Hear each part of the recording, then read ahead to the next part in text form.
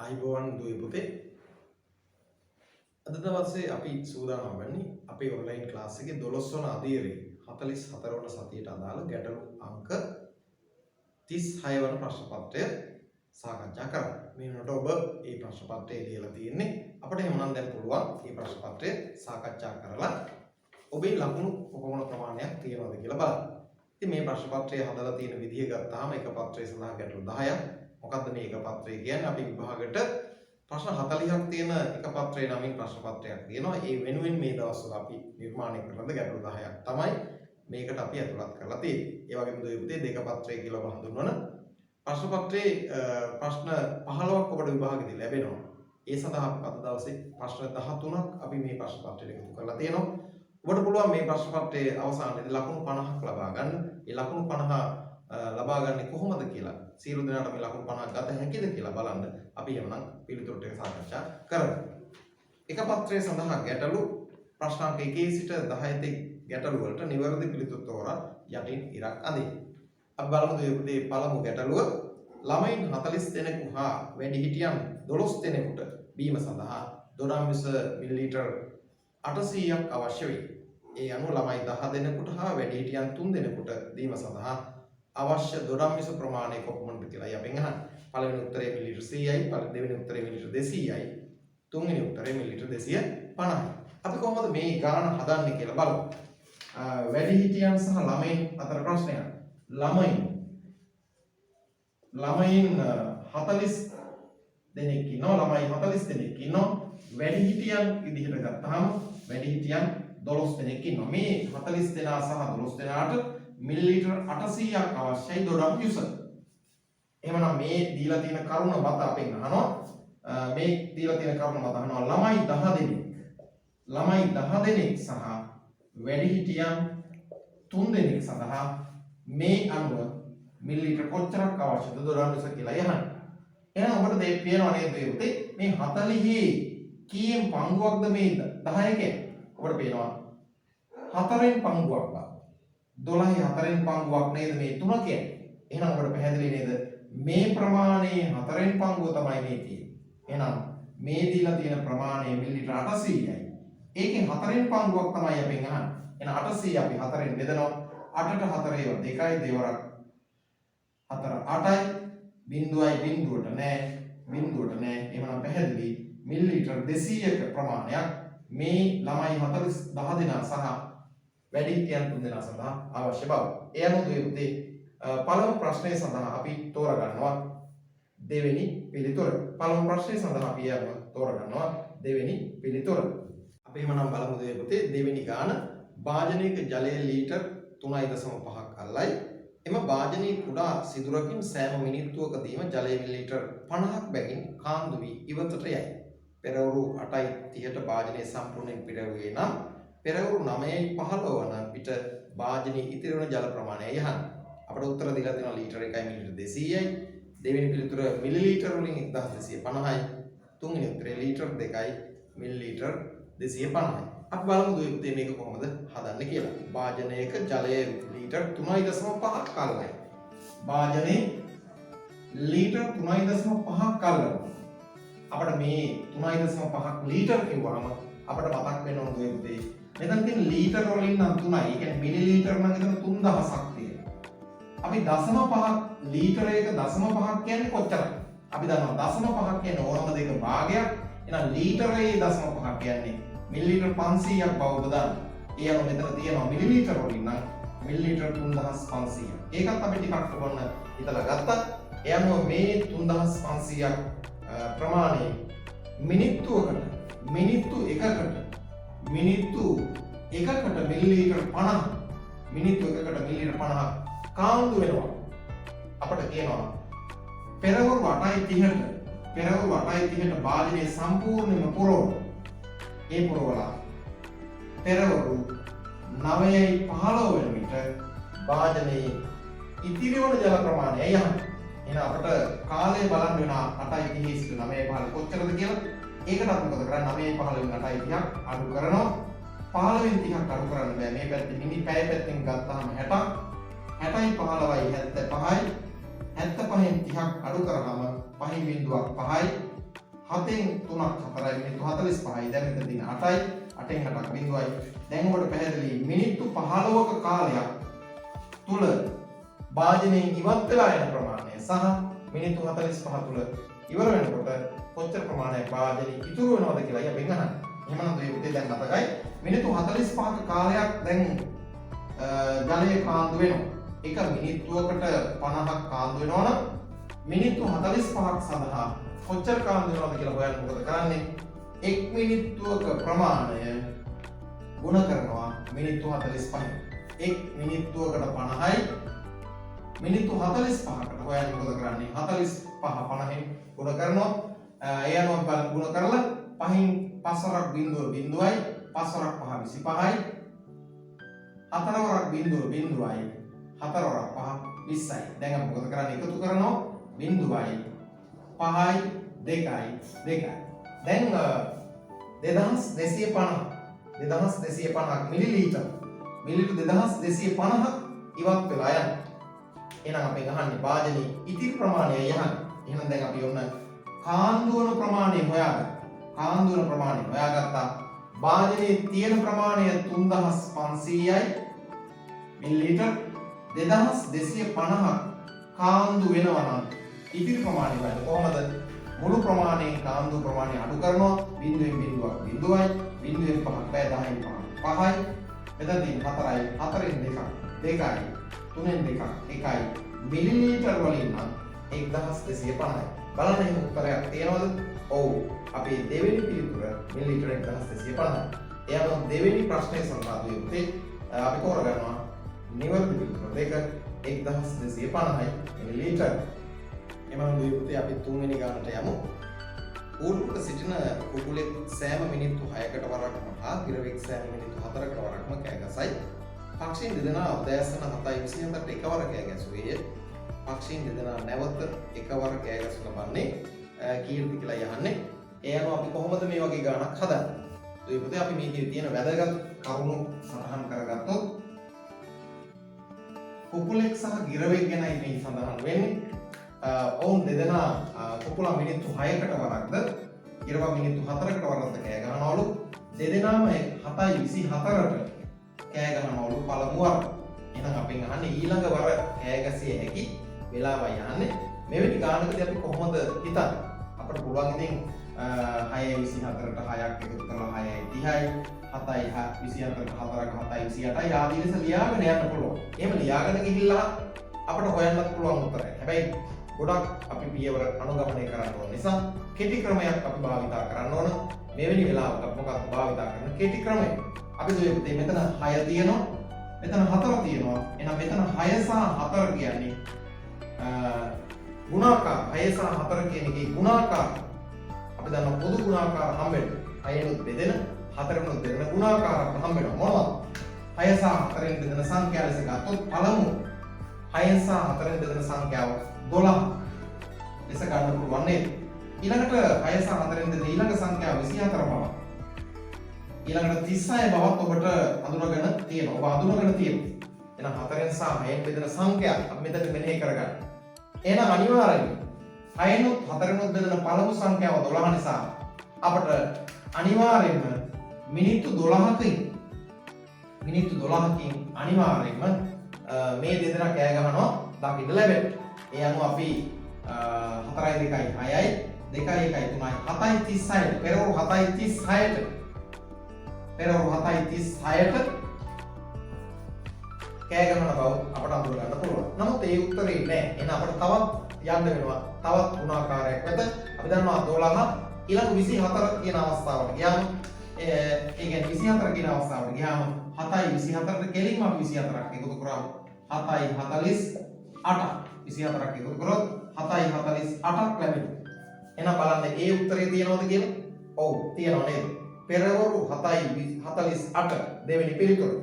ඒ විදිහට කෙටියෙන් අපිට මේක හදන්න පුළුවන්. මිනිත්තු 6න් 6 එකතු කරගෙන ගිහින් හදන්නත් පුළුවන්.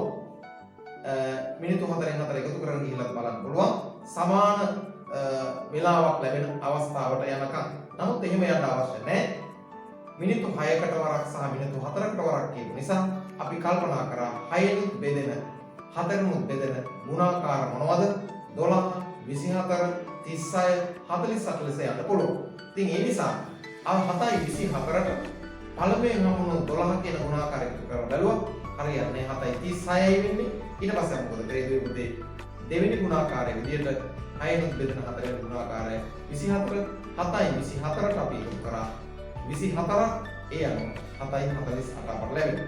එහෙමනම් ගිරවසහ කුකුල 7යි 48ට එකවර කෑ ගන්න බව අපට අඳුර ගන්න පුළුවන්. ඒ අනුව දෙත්තේ තුන්වෙනි ගාන සඳහා අපි දෙවෙනි පිටුර තෝරගන්නවා. පෙරවරු 7යි 48. පැහැදිලි නේද? එවැනි ගානක් කොහොමද හදන්නේ කියලා. අපි එහෙමනම් දෙත්තේ ඊළඟ හතරවෙනි ගානට යමු. තමත් ඔබට ලැබෙන ගැටලු වර්ගයක් පිළිබඳව ඔබට මතක් කරන්නේ. රථ 3ක් කිලෝමීටර 240ක දුරක් එකම ස්ථානයකින් ගමන් ආරම්භ කළ ආකාරය වගේ දැක්වේ. වාහන වර්ගයේ විදිහට වෑන් රථය පිටත් වෙන වේලාව පෙරවරු 6ට වේගය පැයට කිලෝමීටර 80ක් බව සඳහන් කරනවා. තීර රථය පිටත් වෙනවා පෙරවරු 5ට පැයට වේගය කිලෝමීටර 40ක් බවත් යතුරු පැදිය පෙරවරු 6:30ට පිටත් වෙලා පැයකට කිලෝමීටර 60ක වේගයෙන් ගමන් කරනවා. එහෙනම් මේ රථ තුනම ගමන් කරන මුළු දුර අපිට මතකයේ තියෙනවා කිලෝමීටර 240ක්. මේ රථ තුනම කිලෝමීටර 240ක් තමයි ගමන් කරන්න යන්නේ. මොනවද රථ තුන? වෑන් රථය පිටත් වෙනවා පෙරවරු 6ට. මේ වෑන් රථයේ වේගය පැයට කිලෝමීටර 80ක වේගයක්. පැයක් දුන්නොත් කිලෝමීටර 80ක් ගමන් කළ හැකි. ඊළඟට ත්‍රිරෝද රථය පෙරවරු 5ට තමයි පිටත් වෙන්නේ. 5ට තමයි පිටත් වෙන්නේ. ඒ අනුව පැයට කිලෝමීටර 40ක වේගයක් තමයි පවත් ගන්න. එහෙනම් ඊළඟට යතුරු පැදිය පෙරවරු 6:30ට තමයි පිටත් වෙන්නේ. යතුරු පැදිය පැයට කිලෝමීටර 60ක වේගයකින් ගමන් කරනවා. ඒ කියන්නේ පැයක් දුන්නොත් කිලෝමීටර 60ක් ගමන් කළ හැකි යතුරු පැදිය. ඉතින් මේ කිලෝමීටර 240 කොහොමද ඉඳන් ගමන් කරන්නේ? පැයකට කිලෝමීටර 80ක් යන වෑන් රථයට 240ම යන්න පැය කීයක් යනවා? එහෙනම් 80 ඒවා කීයකින්ද 240 හැදෙන්නේ? දැන් පහ ශ්‍රේණිය අවසාන භාගයේ ඉන්න ඔබට මෙනෙහි වෙනව නේද ඉක්මනින් 80 ඒවා කීයකින්ද 240?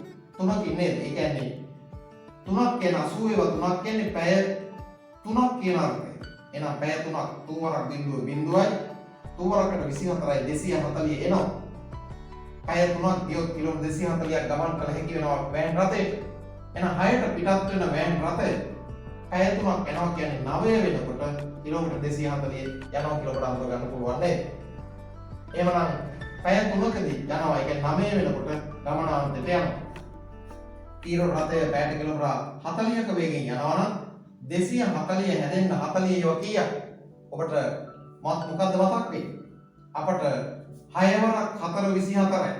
6 වරක් බිඳුව බිඳුවයි 6 වරක් 4 24යි. ඒ කියන්නේ පුතේ තීර රථයට පුළුවන් වුණා පැය 6කදී මේ කිලෝමීටර 240 ගමන් කරන්න. හැබැයි ਉਹ පිටත් වෙන්නේ තීර රථය පිටත් වෙන්නේ 5ට.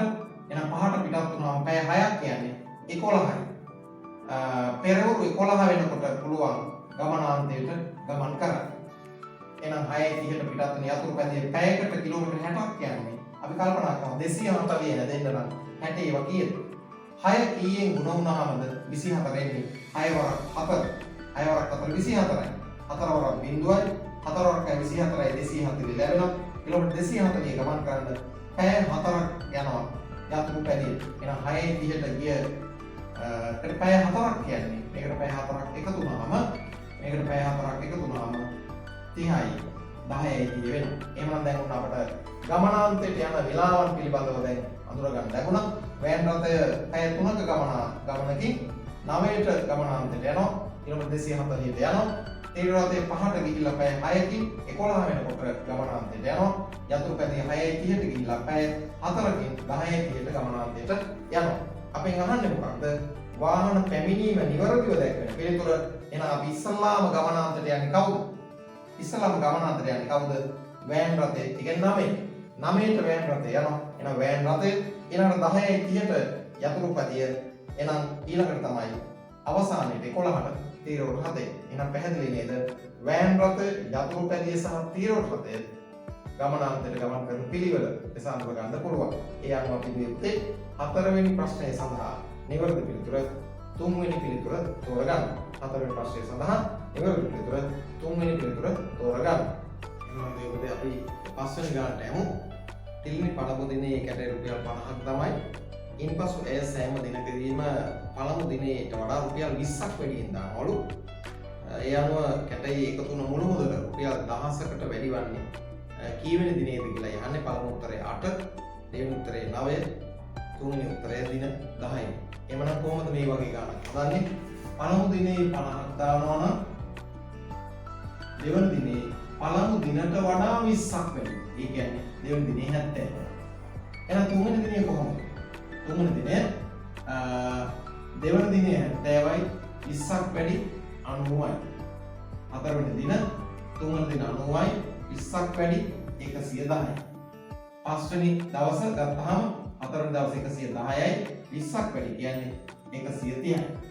හයවෙනි දවස 130යි පස්වෙනි දවසේ 20ක් වැඩි කියන්නේ 150යි. අපේ උත්තරයේ අවමය 8 තියෙන නිසා එතෙන්ටම යන්න වෙනවා. හත්වෙනි දවස 150ට 20ක් එකතු කරාම 170යි. අටවෙනි දවස 170ට 20ක් වැඩි 190යි. අපි දැන් ඔන්න පළමු උත්තරේ ළඟට ආවා. අපි බලමු එහෙමනම් එකතු කරලා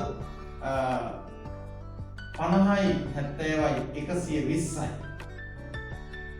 120 දෙවෙනි දවස් අවසාන 120යි. එහෙනම් 120ට 90ක් එකතු කරපුවාම තුන්වෙනි දවස ගත්තාම 0යි 9 2 11 210යි.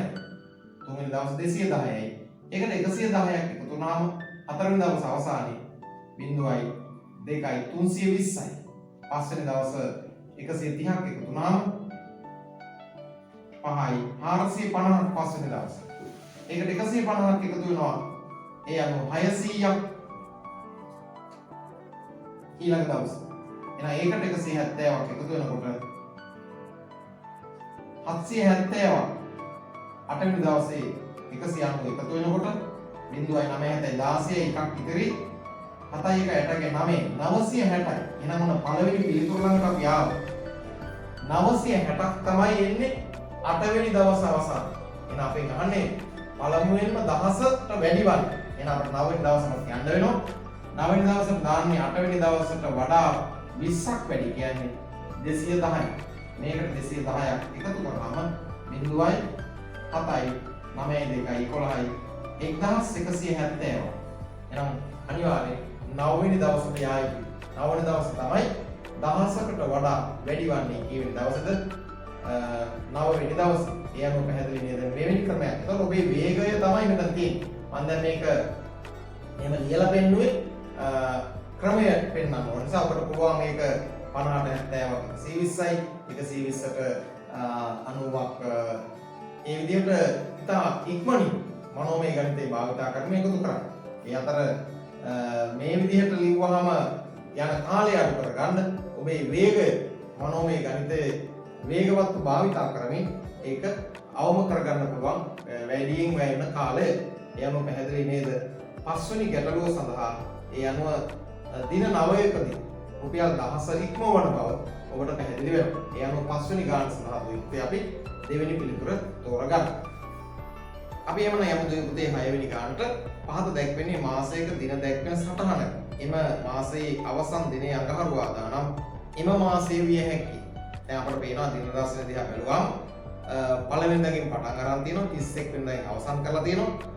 අවසන් දිනය අඟහරුවාදා නම් ඒ කියන්නේ 31 අඟහරුවාදා බවනේ කියන්නේ. 31 අඟහරුවාදා බවයි අපිට කියන්නේ අවසන් දවස 31. එහෙමනම් ඔබ හිතන්නේ මේ මොන මාසයක දින දර්ශනයක්ද? එහෙනම් අපිට පෙබරවාරි මාසෙ කියලා ගන්න පුළුවන්. ඒක හදන්න දෙයක් නැති තරම් තර්කණයක් මත ගොඩනගා ගන්න පුළුවන්. 31ක් පෙබරවාරි මාසෙ නෑ. ඒ නිසා මේ පෙබරවාරි විය නොහැක. මාර්තු මාසයේ විය හැකිද? ඔව් නේද? මාර්තු මාසෙට දින 31ක් තියෙනවා. විය හැකිනේ. අප්‍රේල් විය හැකිද? වෙන්න බෑනේ. ඒ කියන්නේ අවසන් දවස් 31 නම් අප්‍රේල් මාසෙට දින 30යි. ඒ අනුව ඒ තර්කයේ මතම අපිට පුළුවන් නේද 6 වෙනි ප්‍රශ්නය සඳහා නිවැරදි පිළිතුර 2 කියලා අඳුරගන්න. 6 වෙනි ප්‍රශ්නය සඳහා නිවැරදි පිළිතුර 2 කියලා අඳුරගන්න. පැහැදිලි නේද? තාමත් පහසුවෙන් මේ දැනුම භාවිතයෙන් අපිට පුළුවන් මනෝමයෙන්ම මේ පිළිතුරට පිළිතුරක් ප්‍රශ්නයට පිළිතුරක් හොයාගන්න. එහෙනම් දුවේ පුතේ අපි ඊළඟට 7 වෙනි ගානට යමු. මතීෂ මිතුරන් 5 දෙනෙකු සමග උපන්දින සාදයට සහභාගී විය. එම සියලු දෙනාම ඔවුනොවුන් අතට අත දෙමින් පිළිගනු ලැබුවේ නම් ඔවුනොවුන් අතට අත දුන් වාර ගණන කොපමණද කියලා යහන්නේ 15යි 30යි 10යි. එහෙමනම් මේ ගාන කොහොමද අපි හදන්නේ? මේ ගාන කොහොමද අපි හදන්නේ? මතීෂට ඉන්නවා මිතුරන් 5 දෙනෙක්. මෙන්න මතීෂට ඉන්නවා මිතුරන් 1යි 2යි 3යි 4යි 5යි. මතීෂත් එක්ක 6 දෙනෙක් ඉන්නවා පුද්ගලයෙක්. එහෙනම් මේ 6 දෙනා එකතු වුණාම අතට අත දෙනවා උපන්දින සාදයේදී. එහෙනම් අතට අත දුන්නු වාර ගණන් තමයි අපි ඉන්නහන්නේ. එහෙනම් මේ වගේ ගානක් හදනකොට අපි මේ වගේ ක්‍රියාවලියක් තමයි තියෙන්නේ. මතීෂ අපි මැදට දැම්මොත් 1 2 3 4 5 කියලා යාළුවෝ ගත්තොත් මතීෂ අතට අත දෙනවා මෙන්න මේ අය. ඔන්න 5 දෙනෙකුට අත දුන්නා. 1යි 2යි 3යි 4යි 5යි. එහෙනම් 5 දෙනෙකුට අත දුන්නා. එතකොට ඊළඟට මේ පළමු කෙනා ගත්තොත් දැන් මතීෂ මෙයාට අතට දුන්නා කියලා ආයෙත් මේ පළමු කෙනා මතීෂට අත දෙන්න යනවා නෑ නේද? දෙවෙනි කෙනාටත් මතීෂට දීලා තියෙනවා. දෙවෙනි කෙනාත් මතීෂට අත දෙන්න යනවා නෑ. එහෙම වෙන්නේ නෑ. ඒකත් හොඳට මතක තියෙනවා. අපි හිතනවා පළමු කෙනා දැන් කාටද අතක් දෙන්න පුළුවන්? මෙයාට දෙන්න වෙනවා. එයි මෙයාට දීලා නැහැ. දැන් මෙයාටත් දෙන්න වෙනවා. ඊළඟට මෙයාටත් අත දෙන්න වෙනවා. මෙයාටත් අත දෙන්න වෙනවා. 1යි 2යි 3යි 4යි. දැන් දෙය පළවෙනියා 4 දෙනෙකුට දෙනවා. එහෙනම් මෙයා ළඟට ගියොත් මෙයා කාටද දෙන්න වෙන්නේ? මෙයාට අත දෙන්න වෙනවා. මෙයාටත් අත දෙන්න වෙනවා. මෙයාටත් අත දෙන්න වෙනවා. එයා 3 දෙනෙකුට අත දෙන්න. දැන් මෙයා ගත්තාම මෙයාට අත දෙන්න වෙනවා. මෙයාට අත දෙන්න වෙනවා. ඒ කියන්නේ දෙන්නෙකුට. මෙයා ගත්තාම මෙයාට අත දෙනවා. ඉතුරු වෙන්නේ මෙයාට අත දෙන්න වෙන්නේ නැහැ. අනිත් අය අත දුන්නු නිසා එයා සියලු දෙනාට මතක දී ඇති වෙලා තියෙනවා. නිසා මෙන්න මේ වැඩේ තමයි වෙන්නේ. ඒ අනුව අතට දෙයින් කීයක් විතර වාර්තා වෙනවද? 5යි 4යි 9යි 9යි 3යි 12යි 12යි 2යි 14යි 15යි අතට අත දෙයින් 15ක් නිර්මාණය වෙන බව ඔබට පැහැදිලි. මේක තමයි වෙන වැඩි. ඉතින් මේක මේ වගේ ගානක් ආපුවාම ඔබට ටක් ගාලා මේක අඳුර ගන්න පුළුවන්. පුද්ගලයෝ 6 දෙනයි එක්කෙනෙක් දිය යුත්තේ 5 දෙනෙකුට පමණ. පුද්ගලයෝ 6 දෙනයි එක්කෙනෙක් අත දිය යුත්තේ 5 දෙනෙකුට පමණ. ඒ අනුව 6 වරක් 5 30ක ගුණිතයක් ලැබෙනවා. ඒ ගුණිතය දෙකෙන් බෙදූ විට මේ 6 දෙනාම අතට අත දුන්නු වාර ගාන 15ක් ලෙස ලැබෙනවා. ඉතින් මේ වගේ කෙටි ක්‍රමයකට භාවිතා කරන්න පුළුවන්. මතීෂත් එක්ක 6 දෙනයි. එහෙනම් මේ 6 දෙනා අතට දීමේදී එක්කෙනෙක් දෙන්න වෙන්නේ 5 දෙනෙකුට. එහෙනම් 6 වරක් 5 30යි. ඒ අනුව 6 30 දෙකෙන් බෙදූ විට සියලු දෙනාම ගණන් කරලා බලුවාම 15 අවස්ථාවක් තමයි අතට දෙන්න සිදු වෙන්නේ කියලා. ඉතින් මේ වගේ කෙටි ක්‍රමයක් අඳුර ගන්නත් පුළුවන්. එහෙම නැත්නම් මේ වගේ සටහනක් නිර්මාණය හදන්නත් පුළුවන්. ඉතින් මේ සටහන අඳින එක වෙලා යන නිසා මේ වගේ කෙටි ක්‍රමයක් භාවිතා කිරීමෙන් ඔබට පුළුවන් වෙනවා මෙවැනි ගානක් හදාගන්න. ඒ අනුව පැහැදිලි නේද දුවේ පුතේ 7 වෙනි ගාන සඳහා නිවැරදි පිළිතුර අතට අතදීන් 15ක් සිදු වී ඇති බව අපට අඳුර ගන්න පුළුවන්. 7 වෙනි පක්ෂය සඳහා ඒ අනුව පළමු පිළිතුර අපි තෝරගන්න. ඉතින් අපි ඊළඟට 8 වෙනි ගානට යමු. පහත දැක්වෙන්නේ ළමුන් 4 දෙනෙකු වයස පිළිබඳ තොරතුරු මෙවැනි ගණන් ඔබ හදලා තියෙනවා. අඩු වැඩි බව. අඩු වැඩි. ඊ හිස පැත්ත වැඩි නේ. වැඩි ඊ හිස මෙහාට අඩු. මේක තමයි අපි යතුරු ලෙස ගන්න. මේ ගාන හදන්න මේක අනිවාර්යෙන් අවශ්‍යයි. මේක යතුරක් ලෙසයි සලකන්නේ. එහෙම සටහනක් දීලා අපිට දෙනවා බණුක මතීෂ කියලා දීලා දැන් මේකෙන් මොකක්ද ඔබට හිතෙන්නේ? ඊ හිස තියෙන්නේ මතීෂ පැත්තට. ඒකෙන් කියවෙන්නේ බණුක සහ මතීෂ සලකපුවාම බණුකට වඩා මතීෂ වයසයි කියලා කියන්නේ. ඒ අනුව ඊළඟට කියනවා බණුකගේ ඉඳලා ඇඳලා තියෙනවා අභිරූප. එතනත් ඊ හිස තියෙන්නේ මේ පැත්තට. ඒකෙන් බණුක සහ අබිරු ගත්තාම බණුකට වඩා අබිරු වයස බවයි එකෙන් කියන්නේ. ඊළඟට ඒ විදිහට සටහන හොඳින් නිරීක්ෂණය කරනවා. මෙතන චමත් තියෙනවා. චමත් බණුක මෙහෙම දීලා තියෙනවා. එතනින් කියන්නේ චමත් කියන චරිතයක් ඉන්නවා. එහෙනම් බණුකගේ පැත්තට තමයි හිස. එහෙනම් චමත් බණුකට වඩා බාලයි. බණුක පැත්ත ඊහස තියෙන නිසා චමත් බාල බව අඳුර ගන්න පුළුවන්. ඒ වගේම මෙතනත් තියලා තියෙන ඉතලේ මේ පැත්තට ඒකෙන් කියන්නේ අබිරු සහ චමත් මතීස ගත්තාම අබිරු සහ මතීස ගත්තාම මතීස අබිරුට වඩා වයසින් වැඩි. එතන තියෙන එක හරි. ඊළඟට මෙහෙම දීලා තිබ්බහම චමත් සහ අබිරු ගත්තාම අබිරු වැඩි ඒකත් අපට පැහැදිලි.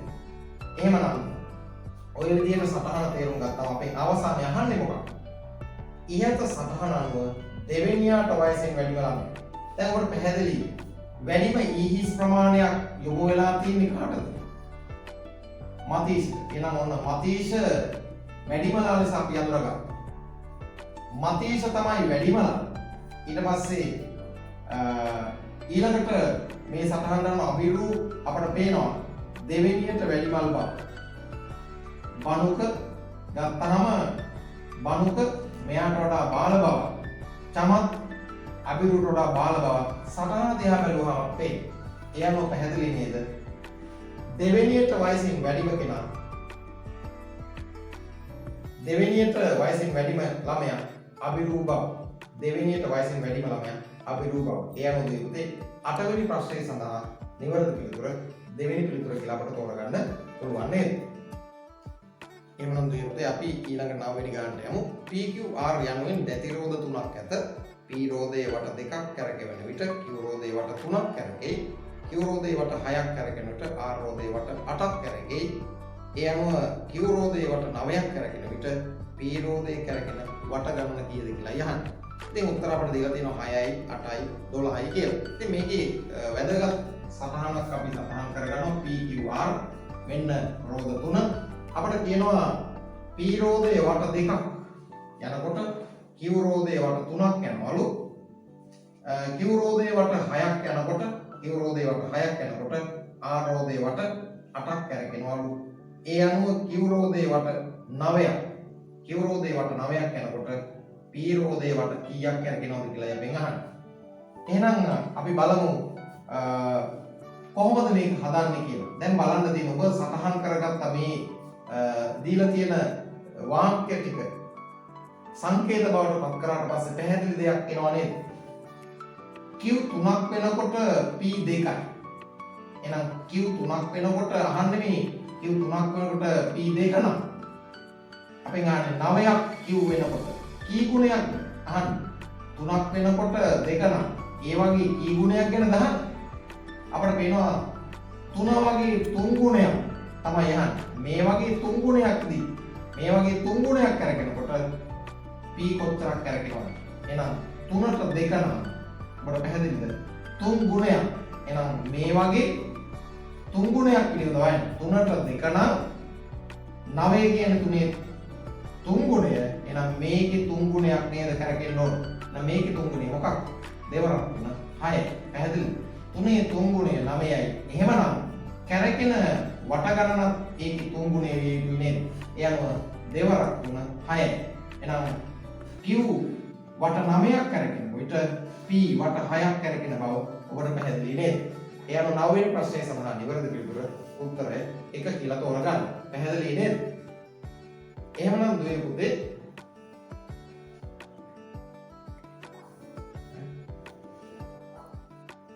අපි එහෙමනම් දුවේ පුතේ ඊළඟට 10 වෙනි ගැටලුවට යමු. 10 වෙනි ගැටලුවේදී අපිට කියන්නේ මහත් උපසටහන දෙස බලා ගැටලුව විසඳන්න. ඉහත සටහන අනුව අඹ ගෙඩියක හා ඇපල් ගෙඩියක මිල. අපිට උත්තර තියෙන නිසා උත්තර ආදේශ කරන්න පුළුවන්. අඹ ගෙඩියක සහ ඇපල් ගෙඩියක මිල පළමු උත්තරේ තියෙන 39 කියලානේ.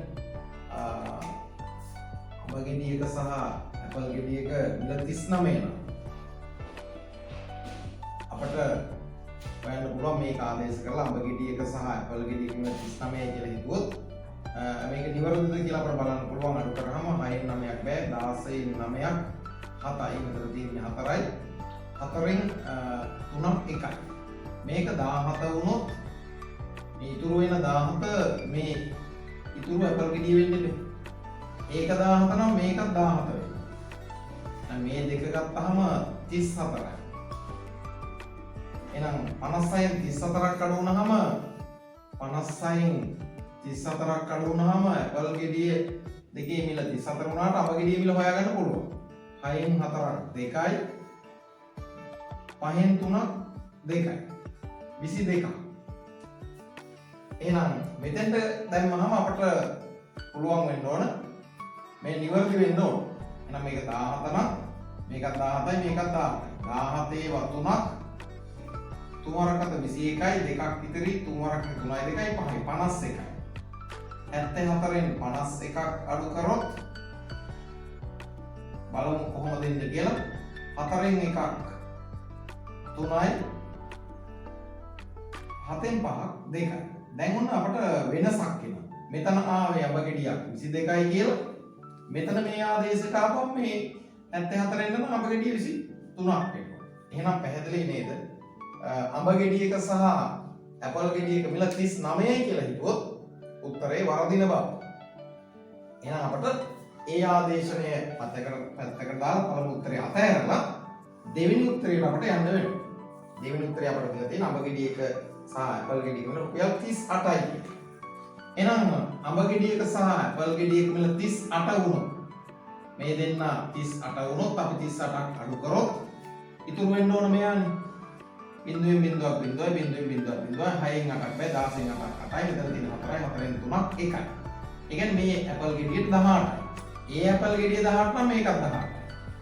18යි 18යි 36යි. ඇපල් ගෙඩි දෙකක් 36යි. එහෙනම් මුළු එකතුව 56න් 36ක් අඩු කරාම 20ක් එනවා අඹ ගෙඩියක්. එහෙනම් අඹ ගෙඩියක් 20යි. ඒ අඹ ගෙඩිය 20 නම් මේ අඹ ගෙඩියක් 20යි.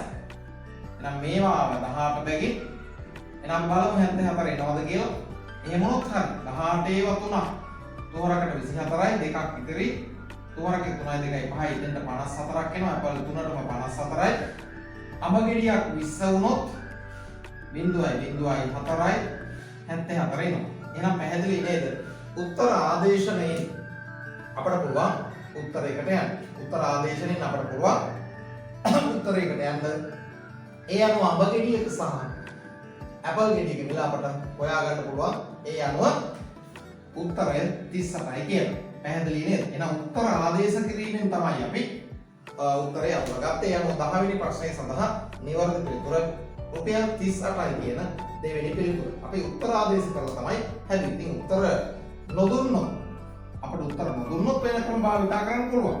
අපි එක පත්‍රයේදී උත්තර දෙන නිසා ඒ පිටස්තර ක්‍රම භාවිතා නොකර උත්තරේ උදව් කරගෙන තමයි මේ පුතේ අපි ගාන හදන්න ඕනේ. ඒ නිසා උත්තරෙන් තමයි උත්තරේට ගියේ. තවත් ක්‍රම බොහෝ තියෙනවා. ඒ ක්‍රමයන් මෙතනදී කතා කරන්නේ. අපි එක පත්‍රයේදී හැසිරෙන්න ඕන උත්තරත් එක්ක කටයුතු කරමින් කියලා එකයි මම ඔබට පැහැදිලි කරන්න හැදුවේ. එහෙනම් මේ පුතේ ඔන්න දැන් ඔබට එක පත්‍රය සඳහා ගැටලු 10ම අපි සාකච්ඡා කළා. දැන් ඔබේ හරි ගාන ගණන් කරගන්න. ගණන් කරලා ඔබ මේ ලකුණු තීරුවේ 10ද 9ද 8ද ආදී ලෙස සටහන් කරන්න. අපි සටහන් කරගත්තට පස්සේ ඔබ දන්නවා ලකුණු 2කමාරක් ලැබෙනවා මේ ගැටලුවක් සඳහා. 10ම සඳහා ලකුණු 25. එහෙනම් මේ අවසන් කොටුවේ ඔබ 10ම හරිනම් ලකුණු 25ක් ඔබට සටහන් කරගන්න පුළුවන්. ඒ අනුව 9ක් හරිනම් 23ක්, 8ක් හරිනම් 20ක්, 7ක් හරිනම් 18ක්, 6ක් කරන ලකුණු 15ක්, 5ක් කරන ලකුණු 13ක්, 4ක් කරන ලකුණු 10ක්, 3ක් කරන ලකුණු 8ක්, 2ක් කරන ලකුණු 5ක්, 1ක් කරන ලකුණු 3ක් ලෙස සටහන් කරගෙන එක පත්‍රයේ සඳහා ලකුණු 25න් කීයද කියලා අඳුරගන්න. ඒ අඳුරගත්ත ලකුණු ඔබ මුල පිටුවට ගිහලා එක පත්‍රයේ කියන තැන ඔබේ ලකුණු 25ද 23ද සටහන් කරන්න. එහෙමනම් මේ පුතේ ඔන්න ওই විදිහට අපි එක පත්‍රය සාකච්ඡා කරලා අවසන් කරනවා. එහෙමනම් අපි යමු දැන් ඊළඟට දෙක පත්‍රයේ සඳහා යමු. අංක 1 සිට 13 තෙක් ගැටලු සඳහා නිවැරදි පිළිතුර ලියන්න. ඉතාමත් ලේසි. ඔබ විෂය නිර්දේශ ඉගෙනගත්ත දේවල්ම තමයි මේ වෙනුවෙන් ඔබට තියෙන්නේ. හිස්සන සම්පූර්ණ කළ විට ලැබෙන සංඛ්‍යාවේ සංඛ්‍යා නාමය. හිස්තැන සම්පූර්ණ කළ විට බලමු පළවෙනි ගාන මොකක්ද කියලා. 90000ක් 90000ට 0.700යි 0.3ක් එකතු කළ විට සංඛ්‍යාව 90000ක් කියන්නේ 9ක්. 10 ස්ථානයේ 0යි, 100 ස්ථානයේ 7යි, 10 ස්ථානයේ 0යි, 1 ස්ථානයේ 3යි. ලැබෙනවා අපට සංඛ්‍යාව 90703. එහෙනම් අපට කියන්නේ පළමු ප්‍රශ්නය සඳහා මේ හිස්තැන සම්පූර්ණ කර අපට ලැබුණා 90703. එහෙනම් අපේ සංඛ්‍යා නාමය ලෙස ලියන්න ඕන කොහොමද? 90000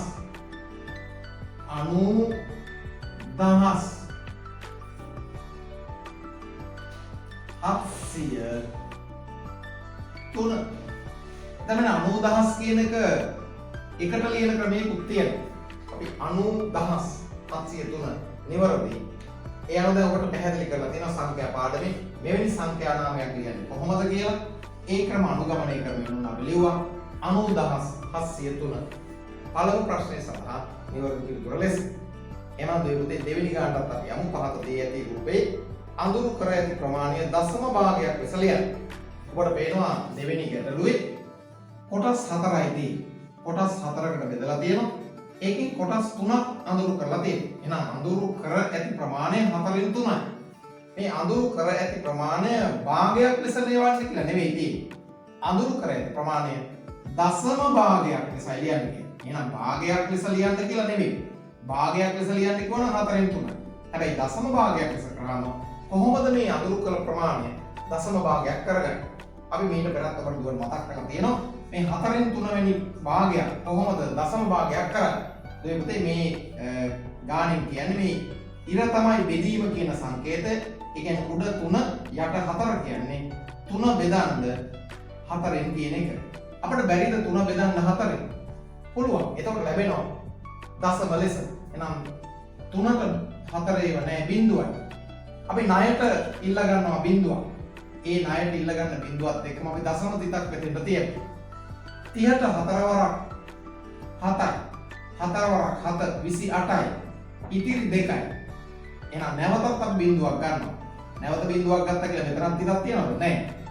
එහෙනම් 20ට 4 වරක් 5යි. 4 වරක් 5 20යි. 20න් 20ක් බිඳුවයි. එහෙනම් ඔන්න ලැබෙනවා දශම සංඛ්‍යාවක් අඳුරු කර ඇති ප්‍රමාණය 4න් 3යි. 4න් 3 වගේ භාගයක් කොහොමද දශම සංඛ්‍යාවක් කරන්නේ? 0.75යි ලෙස. එහෙනම් දෙවෙනි ප්‍රශ්නය සඳහා නිවැරදි පිළිතුර 0.75 ලෙස ඔබ සටහන් කරලා තියෙනවා.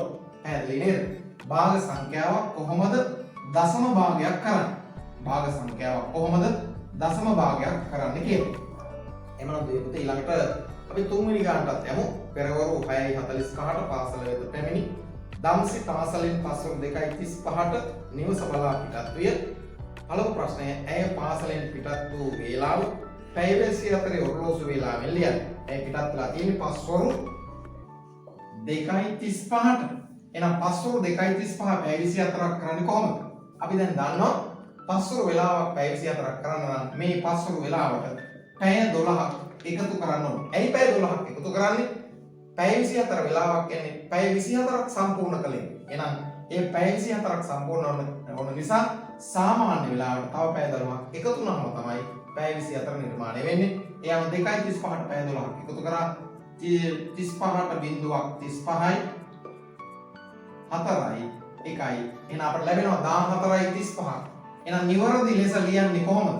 3 1ට 14යි 32යි 35 ලෙස පැය 24 වේලාව සටහන් කළ යුතුයි. එහෙනම් පැහැදිලි පස්වරු 2:35 14යි 35 ලෙස මෙලෙස සටහන් කර තිබෙනවා නම් ඔබේ පළමු කොටස නිවැරදි. අපි යමු එහෙනම් දෙවෙනි කොටසට. ඒකේ දම්සි පාසල තුල ගත කළ කාලය කොපමණද? එහෙනම් පාසල තුල ගත කළ කාලය හොයන්නේ කොහොමද? දම්සි පාසලට යන්නේ පෙරවරු 6:45ට. පිටත් වෙන්නේ පස්වරු 2:35ට. එහෙනම් 2:35ට. එහෙනම් අපිට කරන්න වෙන්නේ පිටත් වූ වේලාවෙන් තමයි පාසලට ගිය වේලාව අඩු කරන්න. දැන් උඩාවට තියෙන්නේ මේක. විශාලව තියෙන්නේ මේක. අපි දන්නවා අඩු කිරීමේදී කරන්න ඕන විශාල එකේ උඩා එක අඩු කරන්න. හැබැයි මෙතන දැන් ඉලක්කම් දෙස බැලුවාම කුඩා එක මේක වුණාට අපි දන්නවා 5:2:35 කියන්නේ වෙලා ගිහිල්ලා තියෙන වෙලාව. ඒ නිසා මෙවැනි වෙලාවක මොකද කරන්නේ? පෙරවරු සහ පස්වරු කලවමේ තියෙන වෙලාවක මොකද කරන්නේ? මේ වෙලාවන් දෙකම පැය 24 වෙලාවන් බවට පත් කරනවා. ඒ අනුව 5:2:35 පැය 24ක් කරන්නේ 12ක් එකතු කරලා ඒ අනුව 14:35 ලෙස අපට ලැබෙනවා. පෙරවරු වෙලාවක් කොහොමද පැය 24ක් කරන්නේ? ඉලක්කම් 4ක් බවට පත් කිරීම විතරයි. ඒ අනුව මුලට බිංදුව දැම්මහම 0.6යි 45 ලෙස එයත් පැය 24ක් බවට පත් වෙනවා. දැන් අපට පුළුවන් පාසලෙන් ඉවත් වූ වෙලාව සහ පාසලට පැමිණි වෙලාව අතර වෙනස තමයි පාසලේ ගත කළ කාලය. එහෙනම් 14:35න් 6:45ක් අපි අඩු කරමු. 35න් 45ක් අඩු කරගන්න බෑ. ඒ නිසා මොකද කරන්නේ? මේ පැත්තෙන් පැයක් ගන්නවා. පැයක් කියන්නේ මිනිත්තු 60ක්. ඒ අනුව 60යි 35යි එකතු කරාම 5යි 6 3යි 9යි 95යි. 95න් 45ක් තමයි දැන් අඩු කරන්න ඕන. 5න් 5ක් බිංදුවයි. 9න් 4ක් 5යි. මිනිත්තු 50ක් තියෙනවා. එහෙමනම් මෙතන දැන් තියෙන්නේ කීයක්? 13ක් තියෙනවා. 13ක් තියෙනවා. 13න් 6ක් 7යි. එහෙනම් අපට පැහැදිලි. දැන් අපට ලැබෙනවා නිවැරදි පිළිතුරක් 7:50. කොහොමද මේක ලියන්නේ? අපට කාලය ලියන්නේ පැය 7:50යි කියලා ලියන්නේ නැහැ. පැය 7:50යි කියලා ලියන්නේ නැහැ. අපි නිවැරදිව ලියනවා පැය 7යි මිනිත්තු 50ක් ලෙස. පැය 7යි මිනිත්තු 50ක් ලෙස. පැහැදිලි නේද? පැය 7යි මිනිත්තු 50ක් ලෙස. එහෙමනම් ඔන්න තුන්වෙනි ප්‍රශ්නය සඳහාත් අපි නිවැරදි පිළිතුර හොයාගත්තා. දම්සි පාසල තුල ගත කළ කාලය.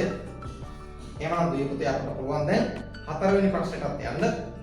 දිග 110ක් සෙන්ටිමීටර් වන එතන පොඩි වැරද්දක් තියෙනවා නේද දෙවිපුතේ? දිග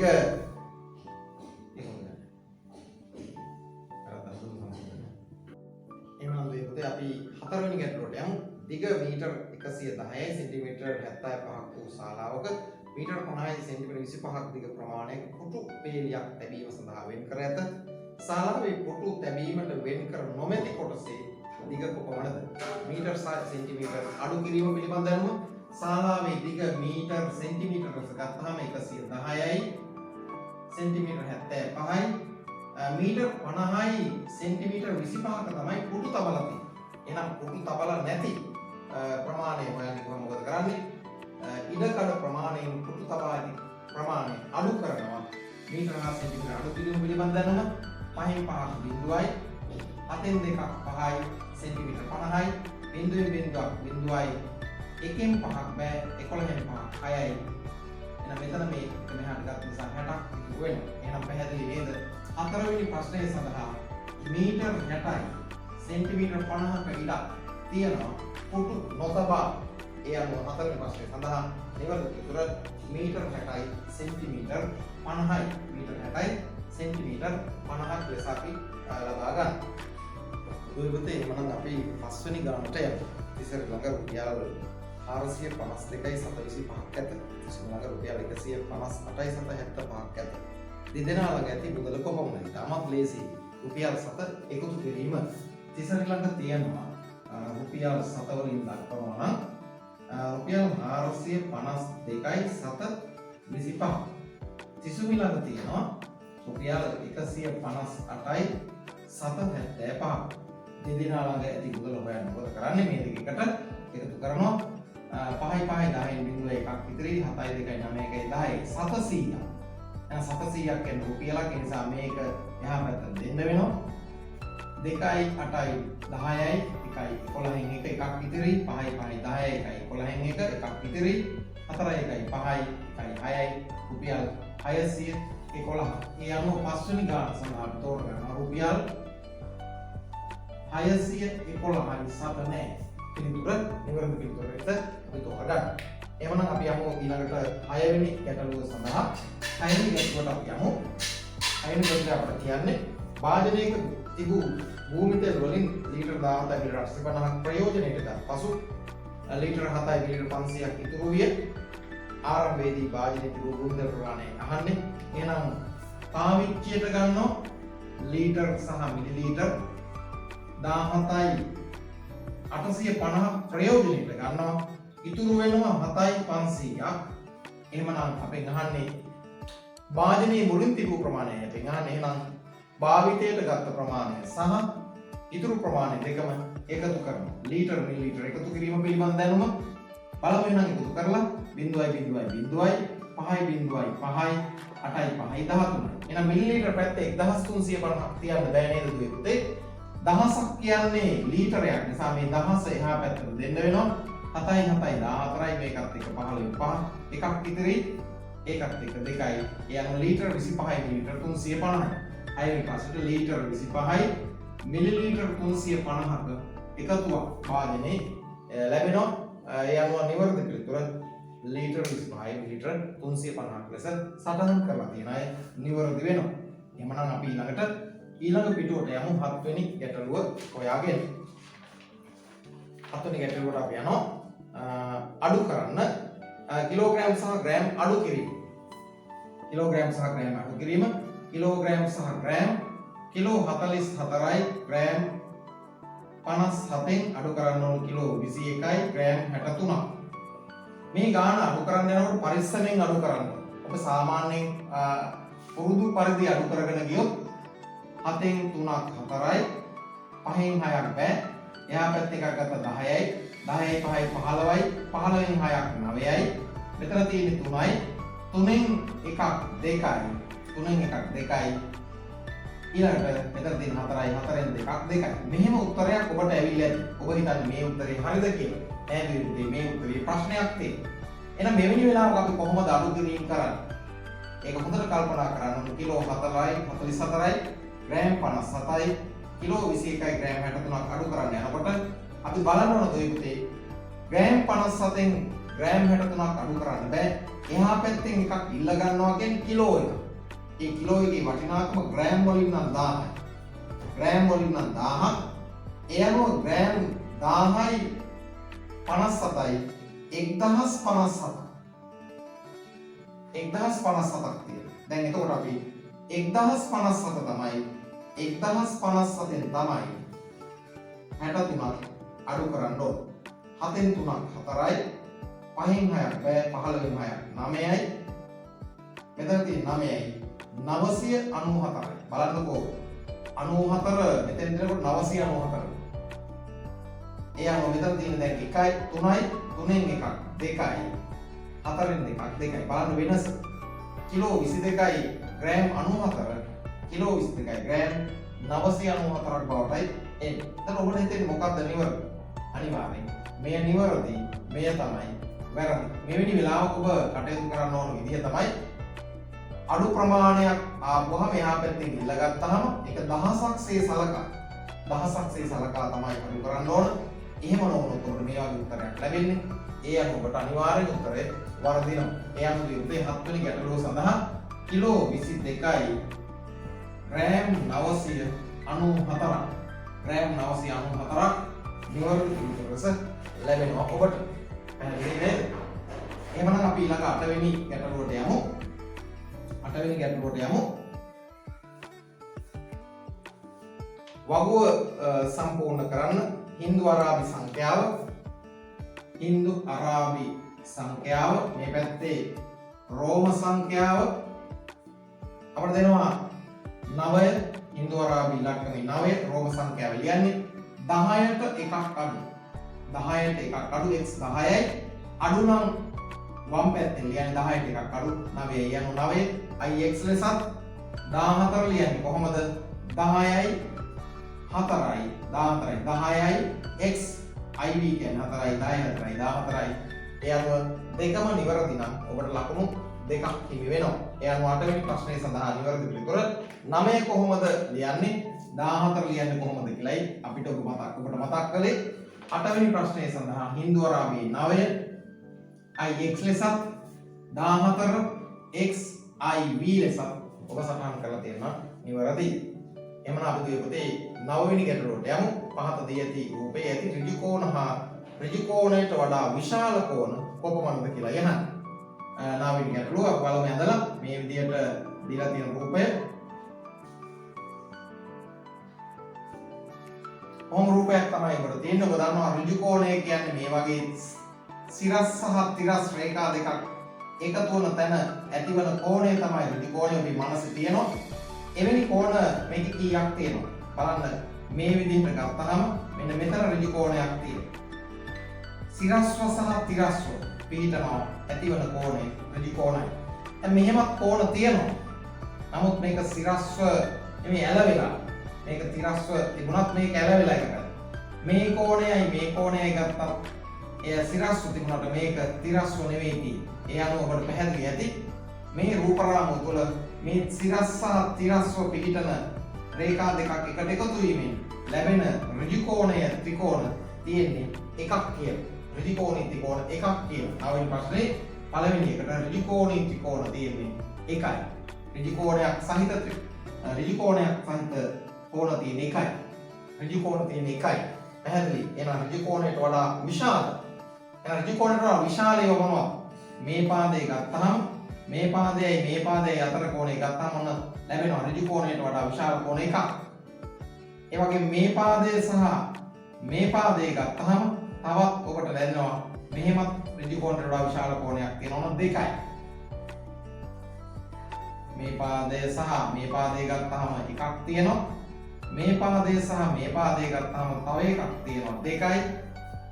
ඊළඟට තවත් ඔබට පේනවා ඇති මේ පාදය සහ මේ පාදය ගත්තා. මෙන්න මේ අතර කෝණයක්. අපි ගත්තේ නෑ. ඒ කෝණයත් එක්ක 3ක්. ඍජු කෝණයට වඩා වැඩි කෝණ 3ක් තියෙනවා. තවත් තියෙනවා. ඍජු කෝණයට වඩා විශාල කෝණ මෙහෙම ගත්තාම එකයි. මේ විදිහට ගත්තාම මෙතන දෙකයි. මේ පාදයයි ගත්තාම 3ක් තියෙනවා. එහෙනම් ඍජු කෝණයට වඩා වැඩි කෝණ 3ද ඊට වඩා තියෙනවා නෑ නේද? ඍජු කෝණයට වඩා විශාල කෝණ තියෙන්නේ යනුව 3යි. එහෙනම් ඍජු කෝණයට වඩා වැඩි කෝණ 3ක්ද ඍජු කෝණයට වඩා අඩු කෝණ නෙවෙයි ඍජු කෝණ එකක්ද අපට දක ගන්න ලැබෙනවා. ඒ අනුව පැහැදිලි නේද? නිවර්ග පිළිතුර ඍජු කෝණ එකක්ද ඍජු කෝණයට වඩා විශාල කෝණ 3ක්ද දකින්න ලැබෙනවා මේ රූපය තුල. ඒ අනුව 10 වෙනි ප්‍රශ්නට අපි යමු. සිසුන් 6 දෙනා බැගින් කණ්ඩායම් 24. සිසුන් 6 දෙනා බැගින් කණ්ඩායම් 24. මෙතන ඉන්නවා ළමයි කොච්චරක්? 6 වරක් 4 24යි. දෙකක් ඉතිරි 6 වරක් 2 12යි 2යි 14යි. 6 දෙනා බැගින් කණ්ඩායම් 24 ළමයි 144ක් ඉන්නවා. එම සිසුන් 4 දෙනා බැගින් නැවත කණ්ඩායම් කළේ නම් එම සිසුන් කියන්නේ මේ 144 දෙනා නැවත 4 බැගින් කණ්ඩායම් කරන්න කියනවා. කණ්ඩායම් කළේ නම් එවිට ලැබෙන කණ්ඩායම් ගන්න එන 144 4ෙන් බෙදන්නයි තියෙන්නේ. 14ට 4 ඒවා 3යි 4 වර 3 12යි ඉතිරි 2යි 24ට 4 වරක් 6යි. ඒ කියන්නේ 36යි. 6 බැගින් නම් කණ්ඩායම් 24යි හදන්න පුළුවන්. 4 බැගින් නම් කණ්ඩායම් 36ක් හදන්න පුළුවන්. 10 වෙනි ප්‍රශ්නෙට උත්තරය ඒ අනුව කණ්ඩායම් 36යි. කණ්ඩායම් 36ක් ලැබෙනවා 10 වෙනි ප්‍රශ්නේ. එහෙනම් දෙවියන් අපි 11 වෙනි ප්‍රශ්නකට යමු. 11 වෙනි ප්‍රශ්නට අපි යමු. පහත සටහන අනුව 11 12 ගැටළු වලට පිළිතුරු ලියන්න. දුර ප්‍රමාණ කිලෝමීටර වලින් දක්වා ඇත. දුර ප්‍රමාණ කිලෝමීටර වලින් දක්වා ඇත. දිග හා දුර පාඩමේ සාමාන්‍යයෙන් ඔබට අහන්න පුළුවන් ප්‍රශ්නයක් තමයි මේ තියෙන්නේ. යන දිග හා දුර පාඩම ඔබට අවසානයේ මේ පෙළ පොතේ අවසාන හරිය දකින්න තියෙන පාඩමක්. ඒ හරියනුත් අපි දැන් මේ වාර්ෂයේ අවසාන වන නිසා ඒ හරියත් ඔබ දැකලා තියෙන්න බෑ. ඔබ වාරයේ අවසන් වෙනකොට තමයි ඔබට භාගයේ ඉන්නේ. ඒ නිසා මේ වගේ ගාණක් ආවොත් ඒත් ඔබ සූදානම්ෙන් ඉන්න ඕන. අඹේ පුස්ස ඊළඟට අනුරාධපුරය බදුල්ල බණ්ඩාරවැල ඊළඟට ත්‍රිකුණාමලය. මෙතන 188ක් තියෙනවා. ඒ කියන්නේ මොකක්ද? බණ්ඩාරවැල සිට ත්‍රිකුණාමලයට 188ක්. ඒ අනුව මෙතන දීලා තියෙනවා 164ක්. ඒකේ මොකක්ද කියන්නේ? මෙතන කියන්නේ බදුල්ලේ සිට ත්‍රිකුණාමලයට 164ක් කියන. ඒ අනුව ඔබට මේ විදිහට මේක බලන්න පුරුදු වෙන්න ඕන. බදුල්ල බණ්ඩාරවැල 32යි. දැන් මෙතන දීලා තියෙනවා 163ක්. එහෙනම් කොහෙද අනුරාධපුර බදුල්ල දුර බණ්ඩාරවැල දුර. එහෙනම් 272ක් මෙතන දාලා තියෙනවා. ඒ කියන්නේ අනුරාධපුර බදුල්ල දුර. දැන් මෙතන දීලා තියෙනවා 154ක්. ඒ කියන්නේ අඹේපුස්ස අනුරාධපුරේ දුර. එතන 177ක් තියෙනවා අඹේපුස්ස බදුල්ල දුර. එහෙනම් මෙතන 168ක් තියෙනවා. ඒ කියන්නේ අඹේපුස්ස බණ්ඩාරවැල දුර. මෙතන 196ක් තියෙනවා. ඒ කියන්නේ අනුරාධපුරය ත්‍රිකුණාමලය දුර. මෙතන 243ක් තියෙනවා. ඒ කියන්නේ අඹේපුස්ස ත්‍රිකුණාමලය දුර. මේ විදිහට මේ සටහන ඔබ කියවන්න දැනගෙන ඉන්න ඕන. මම හිතන්නේ බොහෝ දෙනෙක් දැන් මේ ගැටලුව මේ විදිහට දකින්න පුරුදු වෙලා ඉන්නේ. මේ සටහන ඇසුරෙන් අපෙන් අහනවා 11 වෙනි ගැටලුව කිලෝමීටර් 163ක් දුර වන්නේ කිනම් නගර දෙකද? 163 මෙන්න. එහෙනම් 163ක් දුර වන්නේ කිනම් නගර දෙකද? මේ පැත්ත බැලුවම අපට පේනවා අනුරාධපුරය. මේ පැත්ත බැලුවම පේනවා බණ්ඩාරවැල. ඒ අනුව පැහැදිලි නේද? 11 වෙනි ප්‍රශ්නය සඳහා 163ක දුරක් තියෙන්නේ. 163ක දුරක් තියෙන්නේ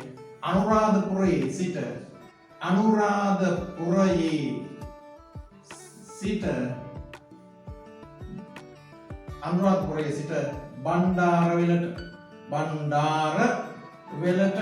එහෙම නැත්නම් බණ්ඩාරවැල සිට අනුරාධපුරයට එහෙම නැත්නම් අනුරාධපුරයේ සිට බණ්ඩාරවැලට. පැහැදිලි නේද? ඒ අනුව අපි 11 වෙනි ප්‍රශ්නෙට ඔන්න උත්තරේ හොයාගත්තා. 163 කොහෙද තියෙන්නේ? අනුරාධපුරය බණ්ඩාරවැල එහෙම නැත්නම් බණ්ඩාරවැල අනුරාධපුරය. පැහැදිලි නේද? ඊළඟ දුවපතේ 12 වෙනි ගැටලුවට යනවා. අඹේපුස්සේ සිට අනුරාධපුරය. එහෙනම් අපි යන්න කියන පිළිවෙලට යන්න ඕනේ. අඹේපුස්සේ සිට අපිට යන්න කියන අපි එහෙනම් දුවපතේ සටහන ඇසුරෙන් අපි 11 වෙනි ප්‍රශ්නෙට උත්තර ලියමු. කිලෝමීටර් 163ක් දුර වන්නේ කිනම් නගර දෙක අතර. කිලෝමීටර් 163ක් දුර වන්නේ කිනම් නගර දෙක අතර. මෙන්න 163. එහෙනම් බලන්න ඕන දැන් බලන්න පුරුදු වෙලා ඉන්නවා. 163 වෙන්නේ නම් අනුරාධපුරය බණ්ඩාරවැල. අපි බලන ක්‍රමයේ පිළිබඳව අපි මතකයේ දැනුම තිබුණා නම් 163 වෙන්නේ අනුරාධපුරය බණ්ඩාරවැල කියලා ඔබට අඳුර ගන්න පුළුවන්. ඒ අනුව 11 වෙනි ප්‍රශ්නය සඳහා අපේ නිවැරදි පිළිතුර බණ්ඩාරවැල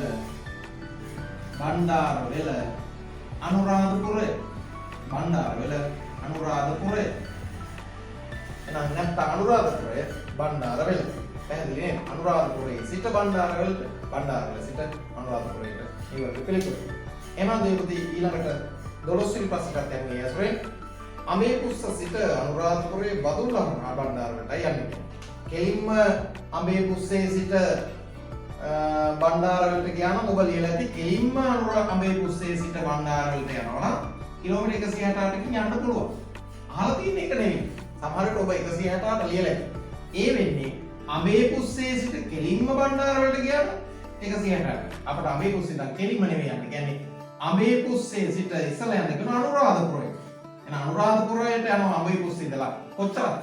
අඹේපුස්සේ සිට අනුරාධපුරට 154යි. ඔන්න 154ක දුරක් අපි ගියා. දැන් අනුරාධපුරේ ඉන්නේ. ඊට පස්සේ කියනවා අඹේපුස්ස අනුරාධපුරේ ඉඳන් බදුල්ලට.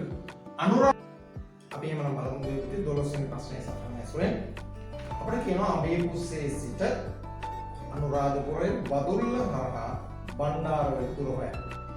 අඹේපුස්සේ සිට අනුරාධපුරේ අනුරාධපුරේ බදුල්ලට බදුල්ලෙන් බණ්ඩාරවැලට දුර හොයන්න කියලා කියන්නේ. එකපාරට ඔබට හිතුණාද අඹේපුස්සේ සිට බණ්ඩාරවැලට කිව්වහම මෙන්න මෙහෙම දුරක් තියෙනවා. කෙලින්ම බැලුවාම නම් අඹේපුස්සේ ඉඳන් බණ්ඩාරවැලට 168යි තියෙන්නේ. ඔබ තෝරගත්තද 168ට? එහෙමනම් වැරදි. ඒ කෙලින්ම අඹේපුස්සේ සිට බණ්ඩාරවැලට 168යි. අපිට කියන්නේ ඒක නෙවෙයි. අඹේපුස්සේ සිට අනුරාධපුරයට යන්න. ඒ කියන්නේ අඹේපුස්සේ සිට අනුරාධපුරයට 154ක දුරක් යන්න. ඊට පස්සේ අනුරාධපුරයෙන් බදුල්ලට යන්න. අනුරාධපුරයෙන් බදුල්ලට යනවා කිලෝමීටර් 272ක්. ඊට පස්සේ බදුල්ලෙන් බැහැලා ආයේ බදුල්ලේ සිට තමයි බණ්ඩාරවැලට යන්න කියන්නේ. ඒ කියන්නේ බදුල්ලේ සිට බණ්ඩාරවැලට 32ක් තියෙනවා. එහෙනම් මේ දුරවල් සියල්ල අපට යන්න කියනවා. කෙලින්ම අඹේපුස්සේ ඉඳන් බණ්ඩාරවැලට නෙවෙයි. අඹේපුස්ස අනුරාධපුරයේ බදුල්ල හරහා බණ්ඩාරවැල.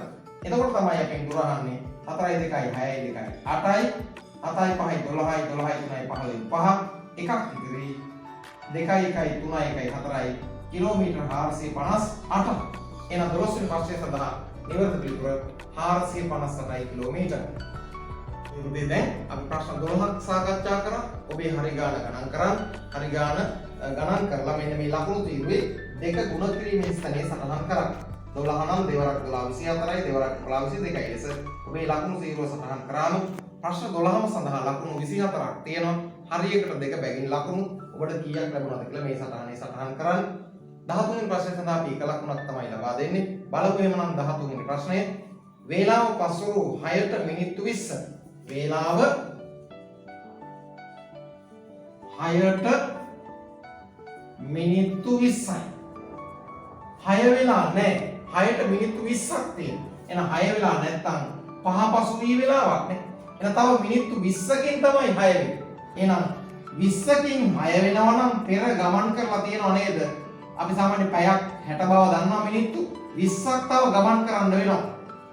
එහෙනම් ගමන් කරලා තියෙනවා 40ක් කියලා ඔබට හිතෙනවා. මේ දෙක එකතු වීමෙන් 60 ලැබෙන්න ඕන හැම වෙලාවෙම. මිනිත්තු 20ක් තියෙනවා ගමන් කරන්න. එහෙනම් ගමන් කරලා තියෙනවා පැයෙන් 40ක්.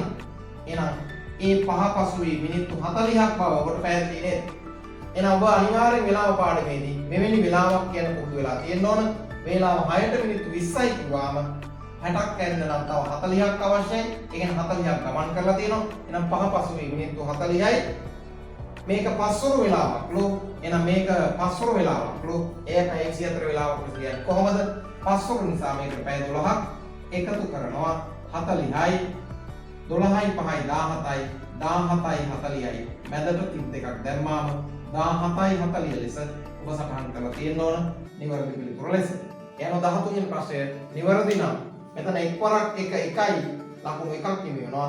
දෙකෙන් ගුණ කරපු ලකුණ සහ මේ 13 වෙනි ප්‍රශ්නේ ලකුණ එකතු කිරීමෙන් අවසන් ලකුණ ඔබට ලැබෙනවා. අවසන් ලකුණ සියල්ලම නිවැරදි නම් වේ ලකුණු 25ක් බවට පත් වෙනවා.